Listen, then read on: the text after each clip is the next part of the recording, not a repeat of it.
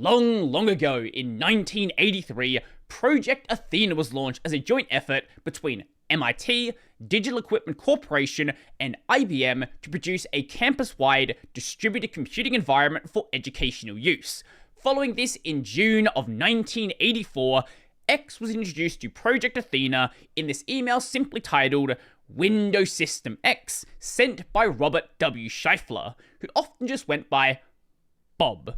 Now, a while back on this channel, I did do a history video of X and X11, so you may know some random little facts like, okay, X was initially a port of the W Windows system from the V operating system over to Unix. I know, very exciting names of the time. Those were not like, oh, W, but it's spelled out as like the sound of W. No, literally the letter W and the letter V. Now, initially this port was horribly slow, about 5 times as slow as running on the V operating system, and was also not very portable, basically only running on the hardware being used at MIT. But by the time the X11 rolled around in 1987, it was ready to take on the educational system of the time. Now, being the victor, X is what is remembered as being the system of the time that everybody was using.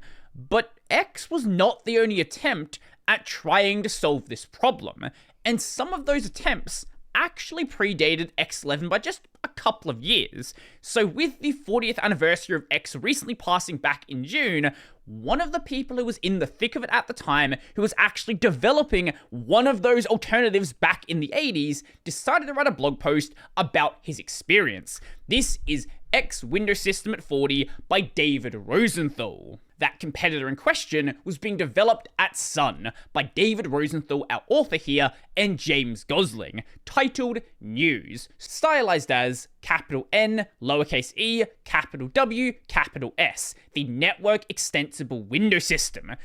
I don't know why the E is lowercase, because those other words probably shouldn't be capitalized. It looks cool, I guess.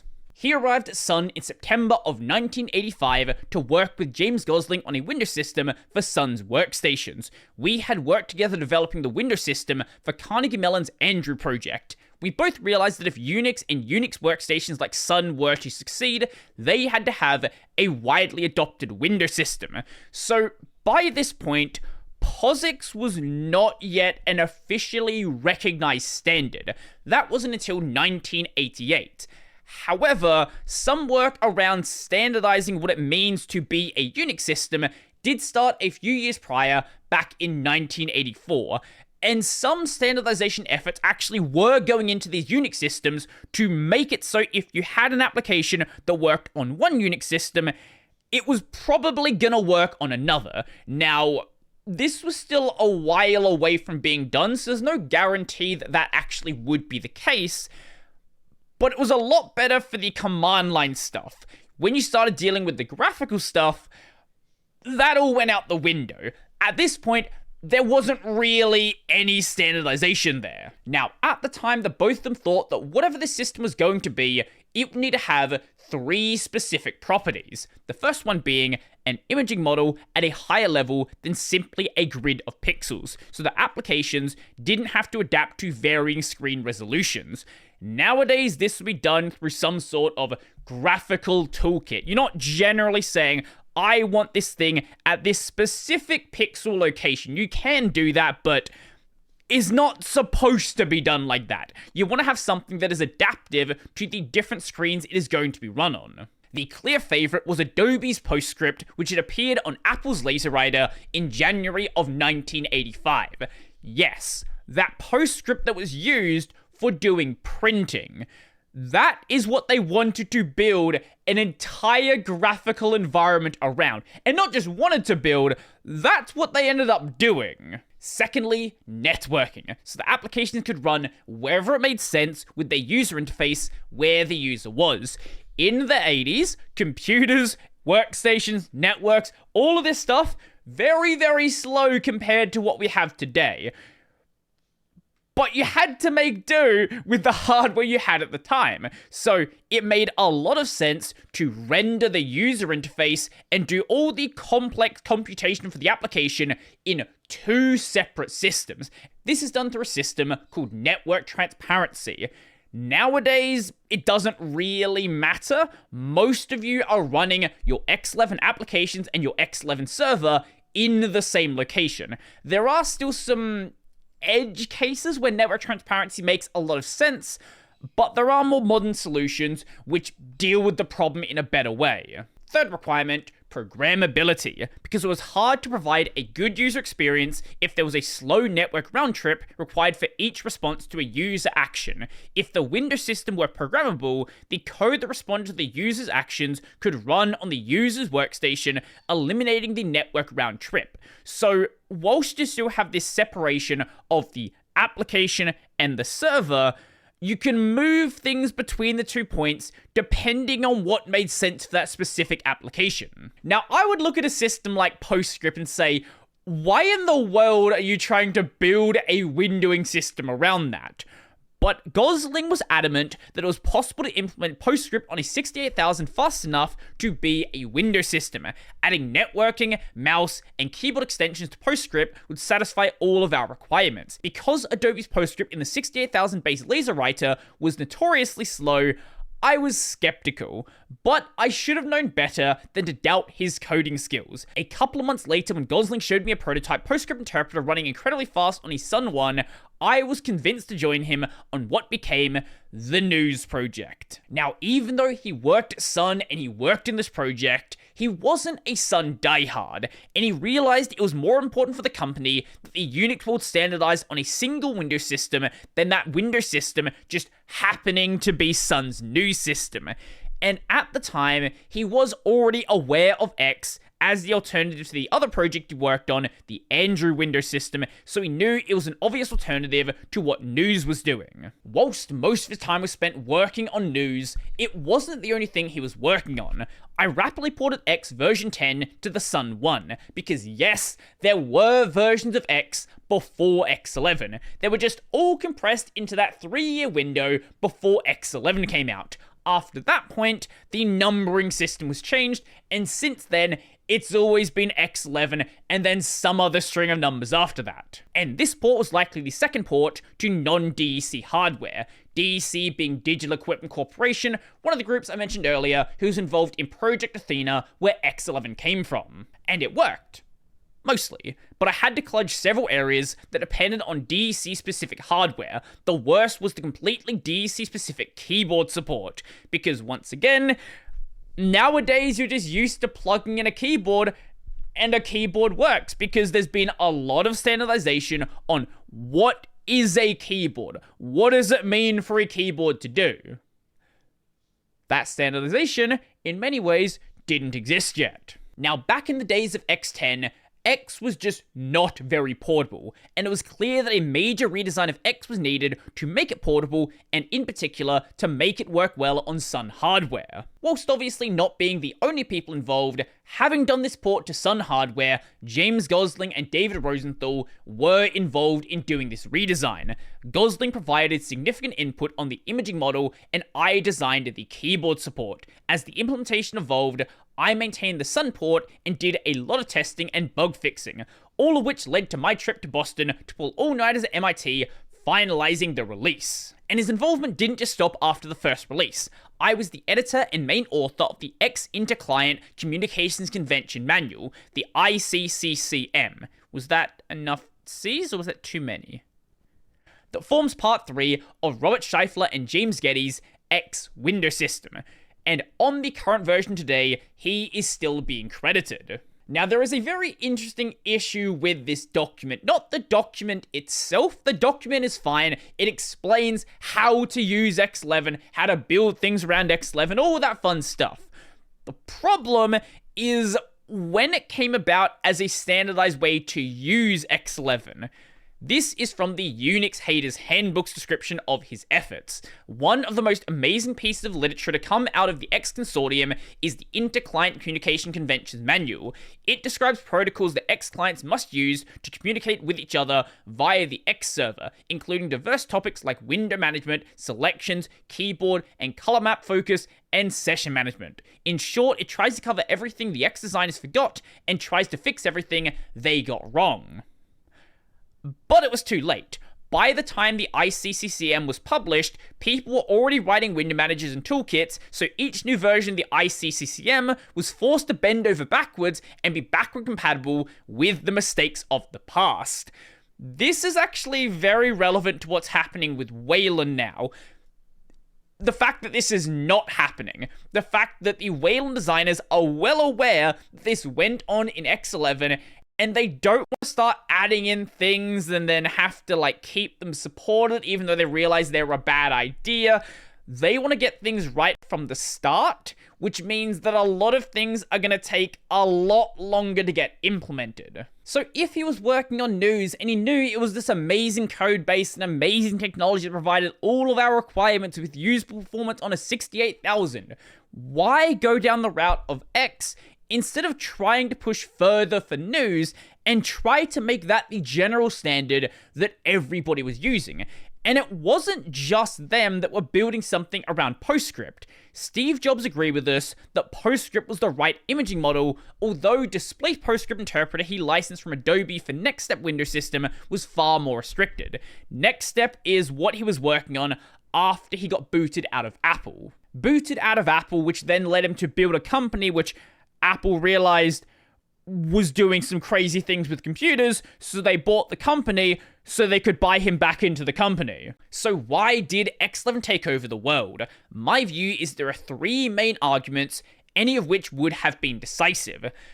We and Jobs were wrong about the imaging model for at least two reasons. First, early on pixels were in short supply and applications needed to make the best use of the few they were assigned. They didn't want to delegate control to the PostScript interpreter. Second, later on came GPUs with 3D imaging models. The idea of a one-size-fits-all model became obsolete. The reason that Wayland should replace X11 is that it is agnostic to the application's choice of imaging model. Second reason is about programmability. They were right that that was important. They were wrong about the language. PostScript was not the correct choice. David and Gosling were both very experienced programmers, and they didn't find PostScript's stack-based language intimidating. But already by that time, Darwinian evolution focused computer science education on C-like languages, so the majority of application programmers were intimidated. It is really funny to think that back then, for a lot of people, C was their beginner language. Nowadays, a lot of people consider that to be very intimidating if they come from a JavaScript background or a Python background or even really a Rust background. And news wasn't just stack-oriented, it was object-oriented and multi-threaded, and none of these were optional, making it even more intimidating. And the other reason is about being open source. Sun's early success was because they'd effectively open sourced the network file system, otherwise known as NFS. X11 was open source under the MIT license. I and some of the other Sun engineers understood that news could not displace X11 as the Unix standard Windows system without being equally open source. But Sun's management looked at news and saw superior technology, an extension of the PostScript that Adobe was selling, and couldn't bring themselves to give it away. But after X11 happened, they were basically forced to support X11 and made a thing called the X News Server. This was a thing that supported both news and X11, and had seriously degraded news interpreter performance as a result, and wasn't very good at X11 either, so it was kind of the worst of both worlds, but technically solved the problem. Also was proprietary. Now, considering it's the 40th anniversary of X, there have been some comments about the longevity along with the move over to Wayland. The first one here from the Register. In 2022, we wondered if Wayland has what it takes to replace X. 2 years later, the question is still open. Although the direction of travel is clear, yet the stickiness of "it just works" is not to be underestimated, and we would not be surprised if the 50th anniversary rolls around and there is still someone clinging to X11 for that one old app that won't run properly on anything else. I don't even think it's just going to be that one old app. If there are things like Devuin that exist, where the entire reason it exists is systemd bad, doesn't matter what systemd does, doesn't matter what improvements happen, systemd bad.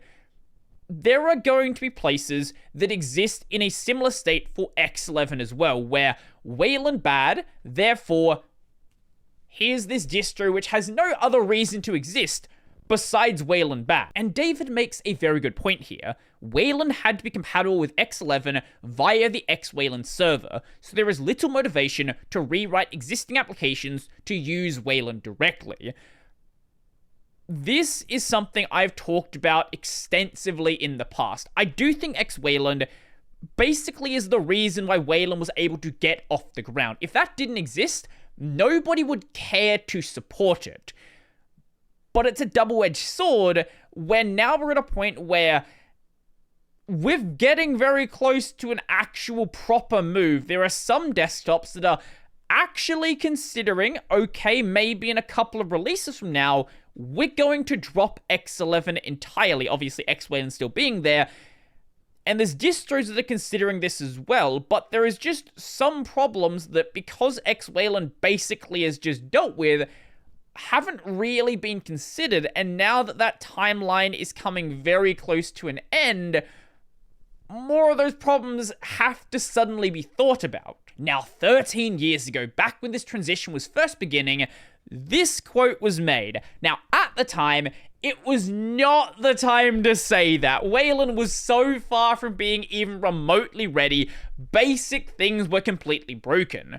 But today, I think is a lot more accurate. X is the old lady at the dance, and she insists on dancing with everyone. X has millions of lines of source, but most of it was written long ago, when there were no GPUs, and no specialized transistors to do programmable shading or rotation and translation of vertexes. The hardware had no notion of oversampling and interpolation to reduce aliasing, nor was it capable of producing extremely precise color spaces. The time has come for the old lady to take a chair. 13 years ago? Definitely not. 13 years ago, absolutely not. But now, in 2024, we're getting really close to it. I know there's still a lot of things that need to be dealt with, but we're getting very, very close. And Red Hat is on the way to completely drop X11 from RHEL. That is going to be big. And yes, there's going to be some teething issues and final things that need to be dealt with. But it's happening. Definitely not today, definitely not tomorrow, probably not a year from now, but 5 years from now? I think you would be lying to yourself if you thought otherwise. But, were you aware of news? Have you maybe been around for a long time and used one of Sun's systems back in the day and actually got a chance to use it? I would love to know. I've looked at my analytics. I know there are some of you that are definitely in that age range to do it. So let me know. If you're using Wayland, also let me know as well. Anyway, if you liked the video, go like the video.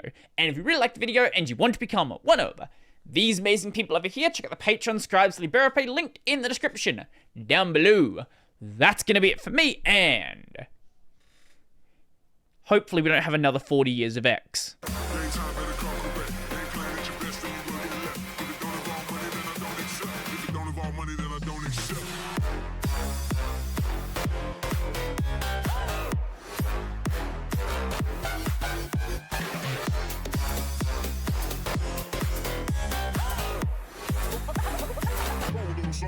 Like this.